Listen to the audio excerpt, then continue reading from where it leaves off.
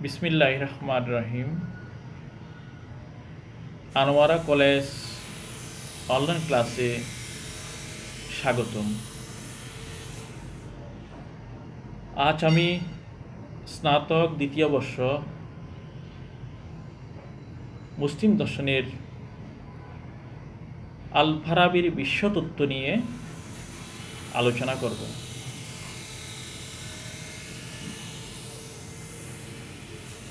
বিশ্বতত্ত্ব প্রসঙ্গে আল ফারাবির দৃষ্টিভঙ্গি মুসলিম দর্শনের ইতিহাসে খুবই গুরুত্বপূর্ণ। তিনি একটি বিশেষ দৃষ্টিকোণ থেকে বিশ্বতত্ত্বের ধারা হিসাবে খোদার সাথে সৃষ্টি জগতের সম্পর্ক নির্ধারণ ও অপরিবর্তনশীল সত্তার সাথে পরিবর্তনশীল জগতের সামঞ্জস্য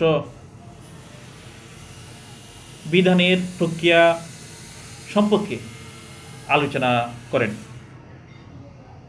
তিনি বিশ্বতত্ত্বের আলোচনা করতে গিয়ে অনেকটা আল-কিন্দির মতোই নব্য প্লেটোভাব এবং বিকিরণভাব ও শরণাপন্ন হয়েছেন। প্রিয় শিক্ষার্থী, আল ফারাবির বিশ্বতত্ত্ব আল ফারাবি মনে করেন জগৎ আল্লাহর সৃষ্টি নয়, সরাসরি আল্লাহর সৃষ্টি নয়, বরং কতিপয় মধ্যবর্তী শক্তির মাধ্যমে বিকীর্ণ। সে সত্তারাজি আল্লাহ তার অপরিমেয়তা বা পূর্ণতার কল্যাণে সৃষ্টি করেছেন। সেগুলোর সবই প্রকৃতির অনিবার্যতার ফল, এমন ফল যা সম্পূর্ণরূপে তার নির্বাচন ও ইচ্ছামুক্ত। পরম সত্তার পূর্ণতায় জগৎ নতুন কিছুই সংযোজন করে না এবং তাকে উদ্দেশ্যবাদী দিক থেকে নিয়ন্ত্রণও করে না। প্রকৃতপক্ষে জগৎ প্রক্রিয়া স্রষ্টার এক ধরনের স্বতঃস্ফূর্ত কর্মবিশেষ। আবার স্রষ্টা এই সৃষ্ট প্রক্রিয়ায় এমন কোনো মাধ্যম বা হাতিয়ারের প্রয়োজন বোধ করেন না যার সাহায্যে তার সৃষ্ট কর্মের পরিকল্পনা বাস্তবায়িত হয়ে থাকে। প্রিয়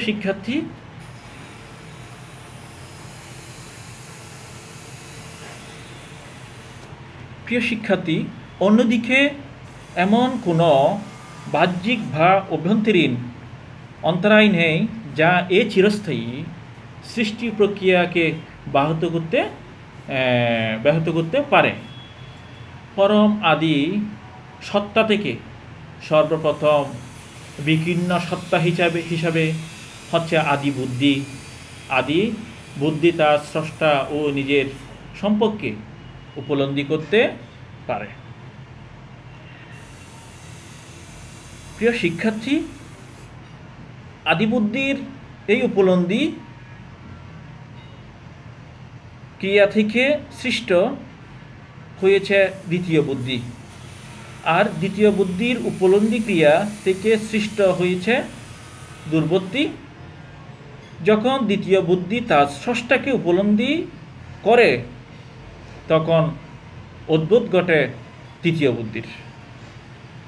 এই প্রক্রিয়া ধাপে ধাপে চলতে থাকে এবং যথাক্রমে সৃষ্টি করে চতুর্থ, পঞ্চম, ষষ্ঠ, সপ্তম, অষ্টম, নবম, দশম বুদ্ধিকে। আবার একই সাথে তার যথাক্রমে সৃষ্টি করে শনি, বৃহস্পতি, সূর্য, শুক্র, বুধ, চন্দ্রের গোলক। আবিজাগতিক বুদ্ধি সৃষ্টি প্রক্রিয়া দশম বুদ্ধি সৃষ্টির সাথে সমাপ্ত হয়। প্রিয় শিক্ষার্থী, তার নবমণ্ডলের গোলক সৃষ্টি সমাপ্ত হয় সৃষ্টির মধ্য দিয়ে। নবমণ্ডলের পার্থিব প্রদেশ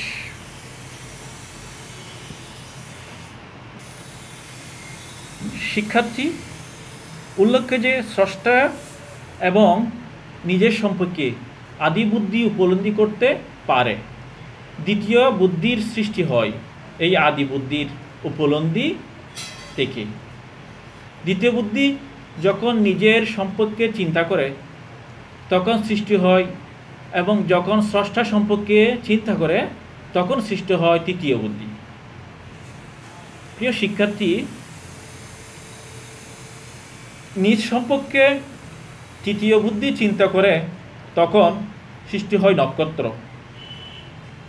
এবং যখন স্রষ্টা সম্পর্কে চিন্তা করে তখন সৃষ্টি হয় চতুর্থ বুদ্ধি। শনি গ্রহ সৃষ্টি হয় চতুর্থ বুদ্ধি নিজের সত্তা সম্পর্কে উপলব্ধি থেকে। পঞ্চম বুদ্ধি স্রষ্টা সম্পর্কে চিন্তা করে। যখন নিজের অন্তঃসার সম্পর্কে পঞ্চম বুদ্ধির সৃষ্টি হয় তখন ষষ্ঠ বুদ্ধি নিজের অন্তঃসার সম্পর্কে চিন্তা করে। এভাবে সৃষ্টি হয় সপ্তম বুদ্ধি। যখন নিজের অন্তঃসত্ত্বের বুদ্ধি যখন নিজের অন্তঃসার সম্পর্কে চিন্তা করে তখন চন্দ্রের সৃষ্টি হয়। প্রিয় শিক্ষার্থী, এবং যখন স্রষ্টা চিন্তা করে তখন একাদশ বুদ্ধির সৃষ্টি হয়। এই একাদশ বুদ্ধিকেই চালাক বুদ্ধি হিসাবে আখ্যায়িত করা হয়। আল ফারাবি শক্তির 6টি স্তরে বিভক্ত করেছেন। সব কিছু সৃষ্টি হয় খোদা হতে নির্গমনের ধারায়।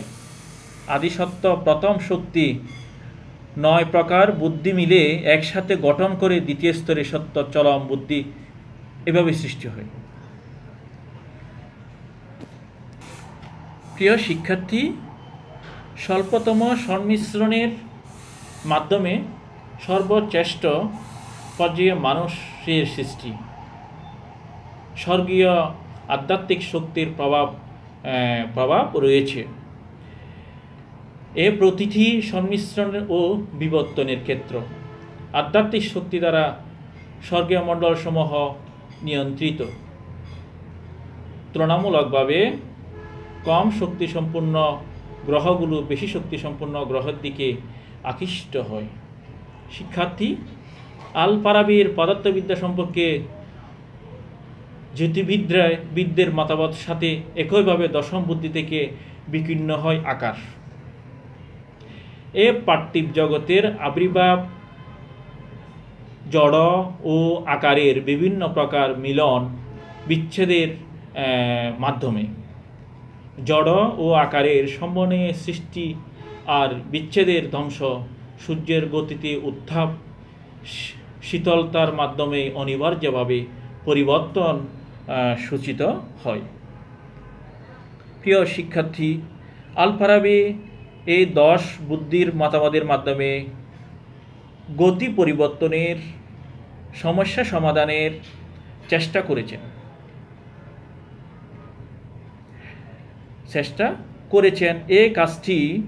এই একটি মতবাদের সাহায্যে তিনি একত্ব ও বহুত্বের মধ্যকার সম্পর্ক এরিস্টটল চিরায়িত জড়তত্ত্ব ও ইসলামের সৃষ্টিতত্ত্বের সমন্বয় সাধনের প্রয়াস পেয়েছেন। দশম বুদ্ধির মতোই জড় পদার্থ পুরাতন, তবে জড় পদার্থ সৃষ্ট, কারণ তা চালাক বুদ্ধি থেকে বিকীর্ণ। চালাক বুদ্ধি পরিপূর্ণভাবে আধ্যাত্মিক হলেও জড় জগতের সাথে তার একটি সম্পর্ক রয়েছে। আল ফারাবি ক্ষুধার এমন প্রমাণ করার জন্য আল্লাহ এবং 10 বুদ্ধিতত্ত্বের অবতারণা করেছেন। সুপ্রিয় শিক্ষার্থীবৃন্দ, আমরা 10 বুদ্ধিতত্ত্বের মূল অনুসন্ধান বিভিন্ন উৎসের সন্ধান পাই। এরিস্টটলের নবমণ্ডলের গতি সঞ্চালনের সম্পর্কে এই তত্ত্বের জ্যোতির্বিদ্যা সংক্রান্ত দিকটি যে তত্ত্ব ব্যাখ্যা দিয়েছিলেন তার সাথে তুলনীয়। অন্যদিকে নির্গমন তত্ত্ব আলেকজান্দ্রিয়ায় প্লাটিনামের অনুসরণ করেছেন। বিশ্বাস ও প্রজ্ঞার আলোকে আল ফারাবি বিভিন্ন ধরনের উপাদান থেকে সংগৃহীত তত্ত্বকে সম্মানধর্মী কাঠামোর ভিত্তিতে ব্যাখ্যা করেছেন। বিশ্বাস ও প্রজ্ঞার আলোকে আল ফারাবি বিভিন্ন ধরনের উপাদান থেকে এরিস্টটলের মতবাদের মধ্যে সমন্বয় সাধন করার পাশাপাশি ধর্ম দর্শনের মধ্যে মিলন সূত্র আবিষ্কার করেছেন। প্রিয় শিক্ষার্থী, আল ফারাবির বিশ্বতত্ত্ব মিশ্র প্রতিক্রিয়ার সৃষ্টি করেছে। ইহুদি চিন্তাবিদ ইবনে গ্যাব্রিন এই মতামতের প্রতি কোনো গুরুত্ব আরোপ করেননি। আল ফারাবি বিশ্বতান্ত্রিক মতবাদের আসরতা মুসলিম ইমাম আল গাজ্জালির যুক্তির আলোকে প্রমাণ করার চেষ্টা করেছেন। অন্যদিকে ইবনে সিনা আল ফারাবির বিশ্বতাত্ত্বিক মতবাদ গ্রহণ করেছেন এবং বিস্তারিতভাবে তা ব্যাখ্যা দিয়েছেন।